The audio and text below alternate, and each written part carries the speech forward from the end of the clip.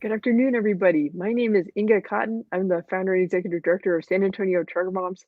And today we're talking about Great Arts Online, which we've had them on Charter Moms chats in the past, and I'm really glad to have them back to get an update. And it's been kind of a roller coaster in Texas. But the good news is that Great Arts Online is relaunching in Texas effective November 1st, and they are already uh, getting in touch with families and getting families enrolled for Great Hearts Online. So let me introduce our guests. We have Kurtis Indorf, and his role is with Great Hearts Nova, but he's been on the show as the leader of Great Hearts Online. And then we also have Heidi Vasiloff, who's the executive director of Great Hearts Online, and is a veteran headmaster in the Great Hearts Network. But she's transitioned from the bricks and mortar schools to the virtual school world. And Kurtis has experience in administration and with data and all that good stuff. But his role is bringing innovation to Great Hearts. But still staying true to that classical education stuff. So That's right. That's right. interesting times. Yeah. Okay. Well, Inga, thanks so much for having us on your show. We're excited to talk with you and to talk with parents.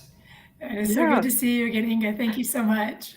Yeah, it's a really my kids went to Great Heart schools for a number of years, and so I appreciate the high quality of the education, and I'm really excited to see it offered in a different platform, Great Hearts Online, so that families can access it in different ways. Maybe if they don't live in the same city as a bricks and mortar Great Heart school, or maybe virtual learning really works better for them. It's great to have that flexibility. Yeah, that's right. And we first came on the show probably a year ago when Great Hearts Online was just an idea. We were piloting the launch of a full-time virtual program built from the ground up to be excellent and to realize our classical liberal arts model. And last year we launched in January. And as you said in your blog post, we're here by popular demand. Last year went really well. Parent feedback was very positive. Students were learning at really high rates and at steep curves, which was not necessarily true, unfortunately, across our state and across the country. And so we're really excited to relaunch Great Hearts Online Texas. For those who are listening who don't know, legislation passed SB 15, which allows students to be publicly funded in a virtual school. That has not been the case so far this year. And so that passed about a month ago. Thank you to the hundreds of families who are advocating. We had parents and myself and others go to Austin to testify dozens of times over the past 6 months to really try to advocate for parent choice, for family choice. And so we're relaunching as a public charter virtual school in Texas on November 1st. Yeah, so it's I mean, we had the Hornack family was they wrote a guest post. They were on Charter Moms chats. They were a family from Texarkana advocating for continued funding for Great Hearts Online, and we had a guest post from a family with medically complicated kids who really need to be in virtual learning while the pandemic continues. And I've worked with Brady Chadwa, who's the parent advocacy manager at Great Hearts Online, and I saw Great Hearts Online parents really step up and advocate for why this needs to continue. And so I'm sorry it was so stressful for the parents and for the team. Y'all trying to figure out how to keep paying the teachers, how to keep the school going even with all this uncertainty. But it was also inspiring to see how everyone managed through the uncertainty. Yeah, thank you. Our parents and our faculty are spectacular, and we certainly persevered out the other end, and so we're grateful for that. Yeah. Okay, so I'm gonna put Heidi on the big screen here. Heidi, and you have so much experience as a Great Hearts headmaster, and then with this past year and a half involvement with Great Hearts Online. But I wonder if you could share more about what the Great Hearts Online experience is like for students, and that way, like if there's families who maybe heard about this, or maybe this is the first time they're hearing about it, and they're wondering what is Great Hearts Online for the students. Oh yeah, absolutely. I think from the student perspective, I thought a lot about, of course, we've thought a lot about online education. What does it look like? And then very particularly, what does a Great Hearts education look like? What does classical education look like? And we boiled it down to a couple of really vital things. One of them being community. We think that we've hired teachers who are very engaging, but also who are very committed to building that community in the classroom. And I think it takes a little extra something to do that and to do that well. And we've been very intentional about that. In fact, we just onboarded our new teachers. We're so excited today. So I'm sort of all pumped up because we have just some fantastic new people joining our crew, as well as some returning Great Hearts teachers that came back to us. So delighted with that. Number two, we really want to honor this curriculum. We love the curriculum. We love the rigor and the excellence that they have in terms of content, and also just the virtue that comes out of it, and the stories, and the ability to think broadly about a liberal education. So we want to make sure we honored all of that. And as a scholar, the beauty of it is that you actually are in class. We also have this weird balance between how much is too much screen time, how much is not enough, how do we still deliver content, just all those balances of time in class, and what does that look like. So the way that our model works is that in students in grades 3rd through 8th, they're in class for 4 hours a day, Monday through Thursday, with their teachers. They rotate teachers. Every 3rd grade has one teacher, but the other ones rotate. And then the afternoon is all asynchronous work. Some of it might be back on the computer, like there might be a video clip that they need to watch or take a quiz. But we also have books. I mean, imagine that, right? We're a classical school. We have to have books. And we want them working on paper. We want them writing. We want them doing science experiments. I have this great opportunity and pleasure to be able to teach 6th grade science for just a couple more weeks. And we believe that they should be doing hands-on stuff every other day. So we just finished a mushroom unit, fungi to be specific, and they did a mushroom lab, they did a yeast lab, and that's their asynchronous time. So they're doing something, they're still engaged in learning, certainly still, I think in many ways, even more effectively because it's at their own pace and at their own time. But in terms of in classes, in our lower grades, in our K2, they're in classes for 2 hours. But then they also have during the day 2 different times a week with reading groups. They'll have a special once a day. So they'll have Spanish, or they'll go to art or to music. So effectively about 2.5, 3 hours each day, depending on which day of the week it is, they're on with a teacher. The rest of it, of course, they're doing asynchronous work. And I know I have another question coming up that I'll answer about as we go forward about, well, what does that mean for the parents, right? But in terms of time with our teachers, we found that students are excited to be there. They can't wait to be in the class with their teachers and their friends. And it's been a delight to see it in action. Yeah, no, that's wonderful. I remember there's a previous interview that we did where some of the teachers actually got to be on the chat, including Ms. Sullivan, who was actually one of my daughter's teachers a while back, and just a phenomenal English language arts literature teacher, as they say at Great Hearts. And so I know that from personal experience that some of the teachers who participate in Great Hearts Online are really extraordinary teachers who are able to get their energy and enthusiasm and their love of learning through the screen to the kids. And yeah, that really makes a difference.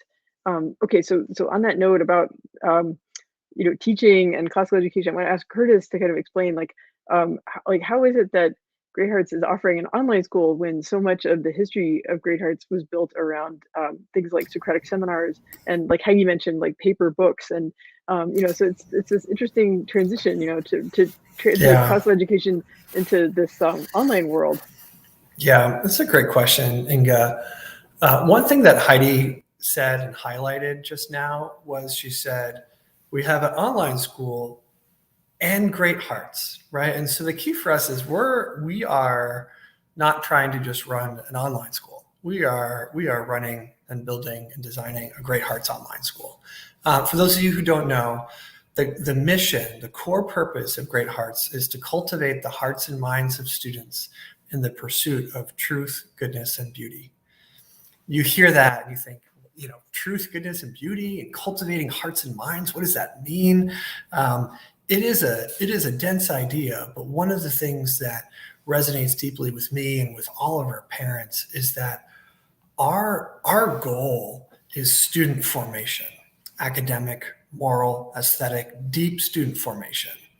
And to be on that path and be on that trajectory, yes, academic rigor needs to be there. Yes, culture and community needs to be there. Yes, parent partnership needs to be there, right? Those are indicators on the way. And so that's our mission. We have a really rich, strong curriculum and model that helps to bring that to life, and really strong beliefs in pedagogy.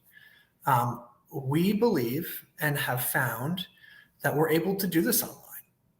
It is not an A or B. Sometimes it's different. Sometimes there's trade-offs. Sometimes it's better, right? It's just a different format. So for example, seminar, we have, students have seminar and engage in discourse regularly in their classrooms. And in a brick and mortar setting, you might have, 20, 25 kids around a table all talking. In the online classroom where you have classes of 15 kids, if you're having a whole class conversation, that's a lot smaller. But we actually break into breakout rooms with conversations, and the teacher rotates amongst them really, really quickly. And so there's 3 or 4 students grappling with the conversation. And students who are typically quieter are pulled in and drawn in to engage in a different way. And so it's not better or worse, it's different. Right? Same thing that Heidi shared with the science experiments. We believe that kids need to be doing hands-on work with hands-on things. We ship out Scholar Success Kits to families across the state of Arizona, across the state of Texas, that has some of the key supplies. And some of that is, mushrooms in a science lab kit. We had parents telling us about how when they opened up their science lab kits that we shipped to them, about how smelly it was. And then it invited a great impromptu lesson that Heidi was able to give to students about mushrooms, right? And so providing that time and space for kids to write on paper with pencil, we think that's important. And so we actually have doc cameras that kids use to show their handwriting while they're writing. So we can both teach them how to write with a pencil on paper really well and provide live real-time feedback on their grip, on their writing, on their cursive as it occurs, right? And so these are not one or the other. This is both and. And so it's really important that we stay true to that mission. It's really important that we stay true to that model. But we are working and striving to find, low tech, but high adaptive ways of doing both and. Yeah, no, those are really good examples. Like I remember visiting, my first experience is visiting Great Hearts classrooms and seeing how the dot cams were being used. And then it wasn't so much like, smart boards with, all the fancy features that, some other schools have, but it was the strength was in getting everyone focused together, right? Everyone on the same goal, on the same task, but also, and just keeping it simple, this is what's on the paper, and then, things like pencil grip and handwriting and, take it from your thoughts onto the paper. And then this idea of actually shipping out the science kits and having the supplies, because that's also I've observed in Great House classrooms, the kids might be holding shells in science class, or they do get hands-on with things. And so hearing about how, through technology or through the power of, shipping things on brown trucks, then, the kids are able to get that experience. But like you said, it's about adaptability and making sure that it's still a Great Arts education, even though it's, the kids are in their homes. So speaking of kids being in their homes, I wanted to ask that question that Heidi was foreshadowing a little bit about, what kind of parent support does it take for kids to be able to participate in Great Hearts Online? Yeah, it's so interesting because if you talk to my my KT teachers, it's very different, of course, than our 6th through 8th. And I think it just depends on where your child is. And certainly we know that in K1-2, we are a tight team of 3 or 4 or 5, depending on how many adults are in the room, right? That it's going to take what the work that happens in the classroom it's the teacher and the scholar. The minute that that turns off, we know that the parent is then stepping in as the teacher and the support for that child. And it's such a beautiful thing because, I think about when my children were in those grades, I sort of dropped them off and picked them up and was peripherally aware of what's going on. In this case, our families are very involved in that. And it's so beautiful. We'll hear stories about the whole family does PE because we may as well, right? And so there's great opportunity, or art, where they'll all get engaged in the art class. But I think also it's a profoundly different experience when you are involved in the curriculum like our parents are. So we have a lot of communication. Every Friday, there's a newsletter that goes out and here's all the things that are happening, that the parents and teachers are in communication. Also, the fact that we're online, that feedback comes back a lot quicker than waiting for the stack of papers to come home on a Friday. So just the communication with parents is really profoundly different. As you grow older, parents are not as engaged, although they are engaged if they're doing things like science experiments and things like that. But it's, they're so much more independent in this technology because they were born with it certainly than I was, right? I had to acquire it as I went along. And so it just depends on the grade level. But all families are now really intimately aware of what they're being taught. They're intimately aware of the content that's going through because it's in their homes. And what a beautiful thing to know that day you can sit around the table and talk about, this was the battle that we studied in class, or this was the, in literature today, we were talking about what does it mean to be truly good, and this is what we read. So it's definitely a partnership. And so this is not a school that you can sign up for and just sort of drop them off like I did when I were little. This is really, we're all three engaged in this. And again, as they get older, they're very self-sufficient. So I have no doubt that, and everybody knows, all of our pieces. All three. Oh, sorry, all three. Kurtis was asking, what do you mean by all three? I mean, the scholar, who's the center, the teacher, and the parent. Those are the three that we think about every time we think about a lesson. We think, what's the scholar doing? What is the teacher doing? And what is the parent expectation? And certainly for the littles, it's maybe, uploading documents or making sure that they have the right paper in front of them. As we get older, it may just be that the parents are just informed on the side, or make sure that they have the right equipment on those days. So just this nice gradient of really involved to not as involved as they get older. Yeah, I mean, that's something I've noticed about grade art students. Like in some ways, they remind me of like homeschool kids in terms of the amount of independence that they build over time. Yes. And partly it's like it's wanting them to launch like after graduation, like as responsible, independent people, like Yes. not that they've had this scaffolding around them the whole time. It's like the scaffolding gradually comes off, and then they're expected to stand on their own as far as time management and advocating for themselves, asking for help. Yeah. Absolutely. And I've seen that. I'll just speak real quickly. My children graduated a year and a half ago, and they are fiercely independent, but they've also been a little startled at how not as prepared potentially many of their peers were for the amount of time. Like you said, time management is critical, but also knowing when to work, knowing when to not work, and knowing how to schedule your days. They're delighted. They're like, this is great. This is. Yeah. And then when you I was thinking about, as you were describing, like the kind of parent support that kids need, like some families have, chose to homeschool during the pandemic, or some families have been homeschooling for a while.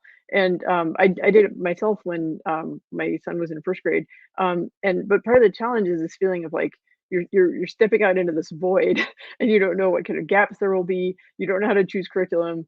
Like it's like, okay, here goes. So, and there were some things we did well, and there were some things that, yeah, we messed up, and thankfully, he caught up later. But I'm thinking about like, how Great Arts Online is different than the homeschool experience, is that there's a lot more support coming from, the teaching team, right? You talk about this partnership, right? That it's not just the parent and the child, that there's an extra level of support. There's kits, there's feedback. Yeah.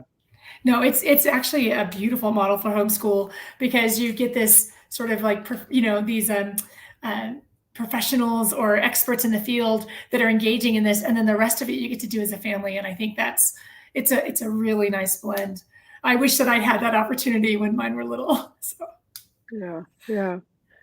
Okay, so I'm going to put Kurtis on the big screen because I've got, I want to ask some logistics questions about, and actually we're getting some questions from Bridie that I mentioned, but she's commenting on the video. She's wondering about what will total enrollment be? What is the current enrollment? And then she's also asking about, is there interest coming from cities outside of where Great Hearts bricks and mortar? So anyway, so I've got lots of questions for you about logistics, but those are some from Bridie, and I appreciate her participation. Great. So I think this goes off really well. Also, something Heidi said around homeschool enrollment and eligibility. So Inga, is it okay if I go there? And then Bridie, I will go through and answer your questions, I hope, as we go. So in the bill, in SB 15, there are certain requirements for eligibility, which are different than virtual school last year and are different from brick and mortar school, whether that's public district or public charter. However, we also received some clarification on Friday, which was really helpful. So all of this you'll learn if you apply. I'd encourage people to apply if they're interested. We are hiring to serve 800 students on November 1. I think we currently have 1,800 who have applied and are on the wait list. Not all of that 1,800 will accept or will be eligible. So please apply now. And we are eager to work with families and welcome this cohort into Great Hearts Online Texas. In terms of eligibility, if you are a family that attended private school last year, homeschool last year, or were out of state last year, and you did those things in person, right?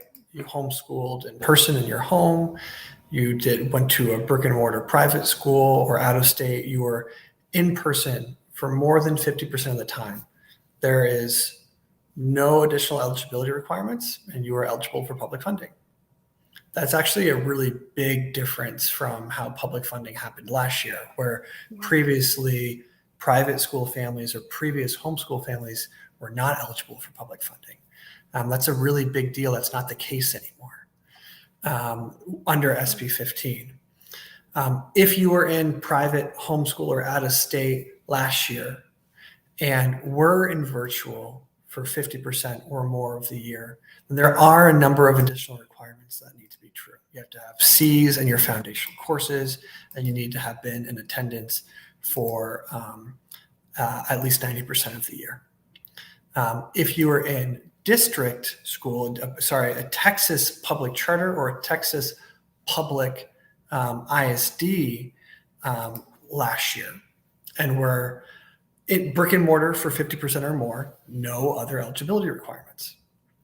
If you were in public charter last year in Texas or public district last year in Texas and in virtual 50% or more, then there are, again, 3 requirements to pass. You need to have passed STAR. If you didn't take STAR, we'll administer MAP with you, so you can have that as a corollary assessment. C's in foundational classes, and again, 90% attendance. There's a few other requirements. It is a pretty complicated eligibility process. We've been working really closely with TEA and with lawyers and others to understand what to do and how to do this. That is the thing that's slowing down just making offers and moving forward more quickly right now. But we're continuing to get clarity, and everyone's working really hard on it. And so we are moving forward. So if you're interested, apply now. We're serving about 800 kids, about 1,800 interested or on the wait list or have conditional offers. And there is also a lot of interest from families outside of San Antonio, Irving, or Fort Worth. There's, as you mentioned, Inga, Texarkana, we have Austin, we have Bastrop, we have El Paso, Houston. So there's interest from families across the state of Texas. We are able to enroll across the state of Texas, which gives Great Hearts Online a great deal of flexibility. And I can't tell you what a beautiful thing it is to have kids join a homeroom class with classmates in different cities, in different places, with different contexts and different local cultures than them, and to understand and have empathy and community in that space, all organized around a classical liberal arts education. It builds a sense of community and shrinks the world in a profoundly meaningful way. I always think about the use of pronouns. Well, they like this, or those people do this, right? And when those pronouns become personal, like, oh, I actually know a student, a kindergartner, a third grader can say, I have a friend in that town, and they've told me about their family and their culture. It's a really beautiful thing to see that come together. Yeah, that's really inspiring. Yeah, that it's Texas wide. Okay, so I want to kind of recap some of the eligibility things that we talked about. This is my thing is simplification, communication. Okay, so so for the 2021-22 school year, so for the current school year, it's grades K through 8, and that may expand in the future, right? But we'll get to that later, right? We'll have you guys back on and Yep. when it's time for next year's enrollment. Okay, and that I guess the basic concept is if last year in 2021, if a child was in-person learning for 50% or more, then there's a good chance that they're eligible, because then they don't have to meet those other requirements. Right. Correct. So with an asterisk, I'm not promising, but so if a child was in virtual learning for half or more of last school year, then there might be some extra qualifications, right? So the idea is to make sure that a child was succeeding in virtual learning for them to be able to continue in virtual learning. If there's That's right. indications that last year they weren't succeeding in virtual learning, then that raises a red flag. And so the bill is designed to push those students towards in-person learning to make sure that they have a successful academic experience. That is correct. That's right. And Okay. and whether you are homeschool, virtual, public, so far this year, it's more about last year's requirements than it is where you are this year. So all of this is on our website. If you go to, thank you so much, Inga, Texas Eligibility on the Great Hearts Online website. You can read more about it, but for the people who apply, we'll also guide them through that process. Right. Okay. So, but the key thing being it's grades K through 8 for now. It's not K through 12 yet, but that's on the drawing board. K through 8, not K through 12 yet, and I do appreciate that, the yet. Okay, and it's across Texas, and there's a version in Arizona. Although this broadcast is based in Texas, we're focusing on the Texas one, but right, but it's the same website, right? Where families from Arizona could access the Arizona Correct. version, and that's been up and running for the whole school year. They didn't have the legislative issues that Texas did, right? Okay. Yep. Good job, Arizona.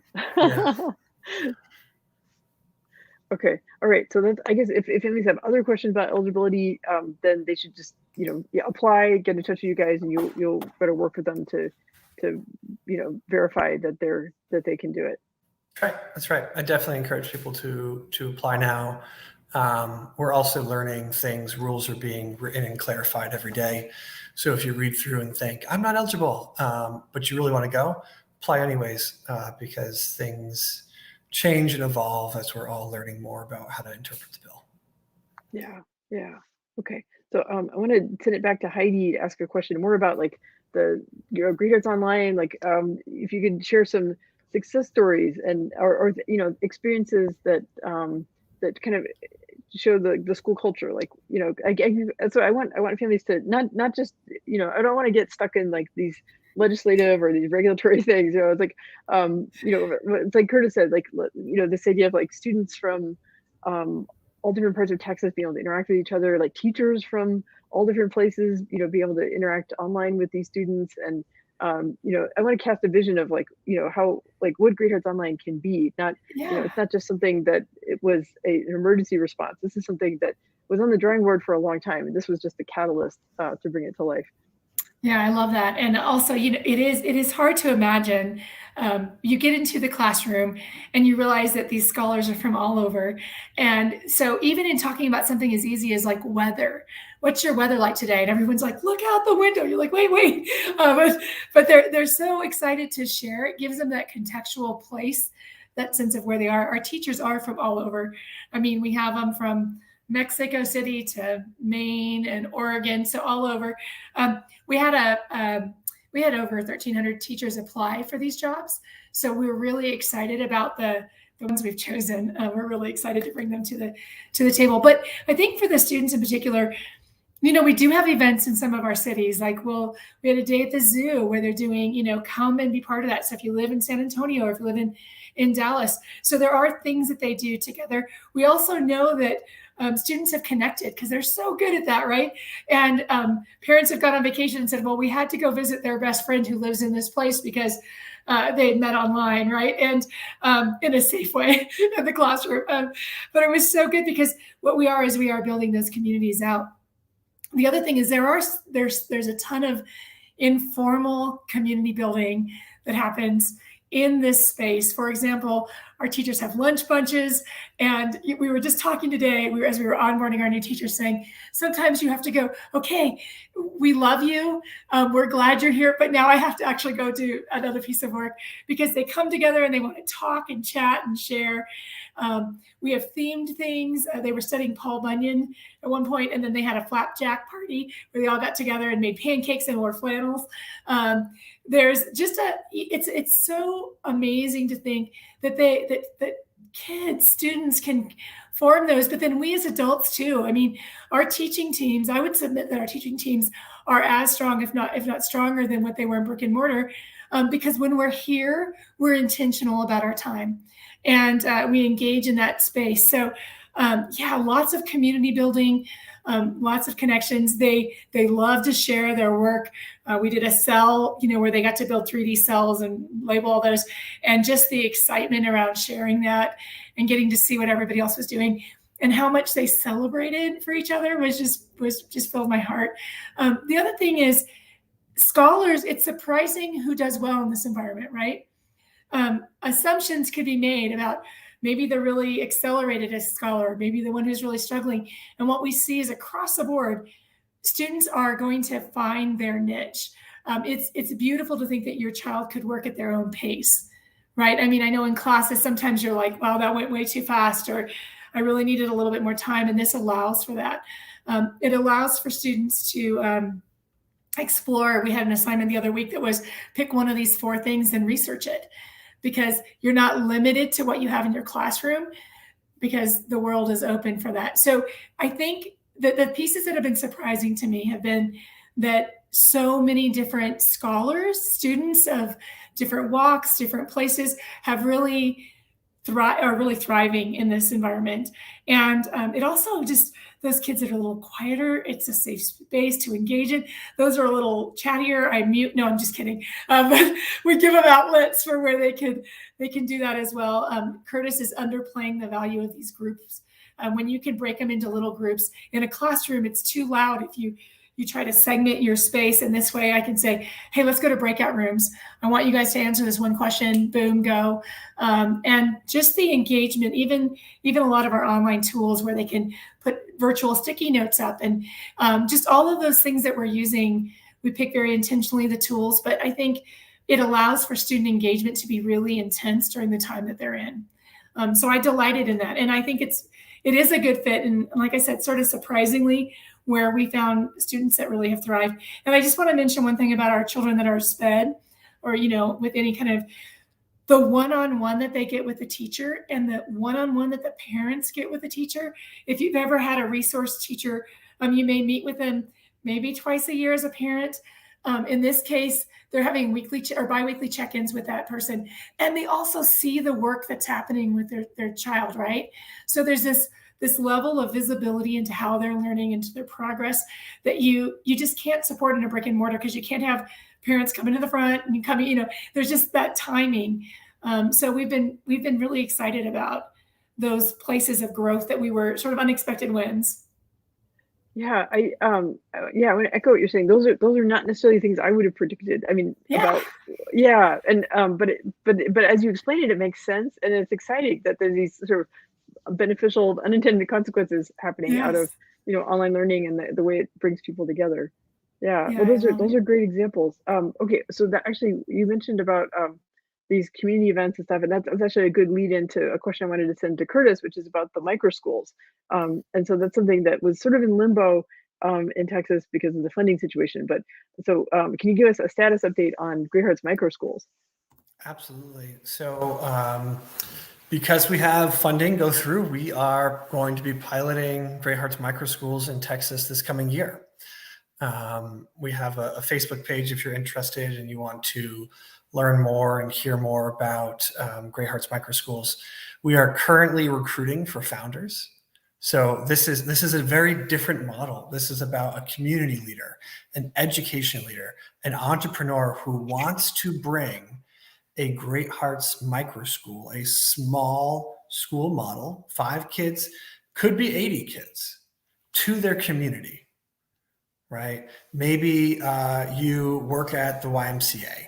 Maybe you're involved in the school board. Maybe you're an advocate. Maybe you're a principal, right? There's lots of different profiles of people that could fit. But right now we're recruiting for those founders. I have 2 interviews this week, finalist interviews for people who will be those founders, and we'll continue to recruit. So we launch 4 micro schools, 2 in Texas, 2 in Arizona this coming year. And what this looks like is students are enrolled in Great Hearts Online, Texas. They're enrolled in the online school. That is where they get their deep content, small virtual classroom in a way that a micro school usually can't. If you're teaching 5 kids and they're in 3 grade levels, that's 18 preps a day, depending on how you think about it, right? That's not possible to do with excellence.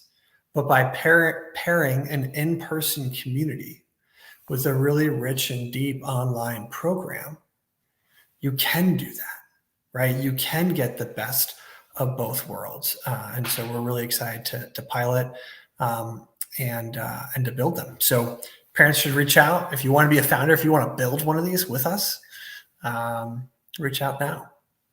Yeah, well, that's wonderful. I'm so happy that bill passed, that the governor signed it on September 9th, and that these things can, that these things can take off because there's tremendous need in the community for these, innovative types of education. There just needs to be, the support from the regulatory side, right? That, having funding from the state of Texas means that it can be a free public education. It makes it accessible to more families. That's right. So that's That's really right. important. Yeah. That's right. Okay, so I want to, as we kind of close off, I want to make sure that we explain like logistics and like how people can get more information and stuff like that. And then there's an info session coming up, right? Let's see. Okay, so I'll put that up on the Yes. screen. Okay. So we have another information session this Thursday at 6 p.m. Central Standard Time. Heidi, I think I got that right. 6. There we go. In this info session, we'll have some parents, we'll have some students, we'll have some teachers. So come, don't take our word for it. Come talk to parents and talk to kids and talk to teachers about what their experience has been like and the value Great Hearts Online has provided to their family, right? This is not just about providing value to students. This is about providing value to families. And that took me personally a little bit of time to adjust how I thought about it. But attending Great Hearts Online can actually be something for the whole family because it gives the whole family flexibility, time, change in place, family integration, deeper involvement, community in different ways. So there's really something for the family. And so we're excited to have those people on. If you want to apply, go ahead and apply online now at www.greatheartsonline.org. That's the best way to get involved, and we will be in touch as soon as someone's name is in that waiting list right now. Mm-hmm. And then I was clicking on the website. There's an email address that people can contact, right? info@Great Online. And I saw there was a phone number on the website Yes. also. So that's another place for people to get information. Yep. info@greatheartsonline.org. Our team replies to that a lot. Phone number, we have our phone lines all updated and connected. And we got a big info session coming up on Thursday, which Heidi will be leading. So very excited for that. Yeah. Well, I'm going to encourage everyone to, please, in the description of the video is a link to the blog post at SA Turner Moms. And that blog post, like Kurtis mentioned, like that first published about a year ago, but we've been updating it as the circumstances change, about Great Hearts Online. So now that the relaunch is happening in Texas, on November 1st, we've updated the blog post for that. And in that blog post is also a link to the post about micro schools. So those are good sources of information. But yeah, there's lots of stuff on the Great Hearts Online website, which in your browser it'll redirect to online.greatheartsamerica.org. But like Kurtis says, greatheartsonline.org will take you there. And then the info session, it's on the Great Hearts Online Texas Facebook page, Great Hearts Online TX, and that's going to be Thursday, September 30th at 6 p.m. So I'm looking forward to that. Let's see. Oh, I think we got some more comments. Oh, Brady says thank you. And in the SA Tournaments discussion group, we've had lots of conversations about Great Hearts Online there too. So people can. Let's see. Oh, Brady says happy ending to a roller coaster last few months. That is for sure. It was Yes. a lot of drama. Yeah.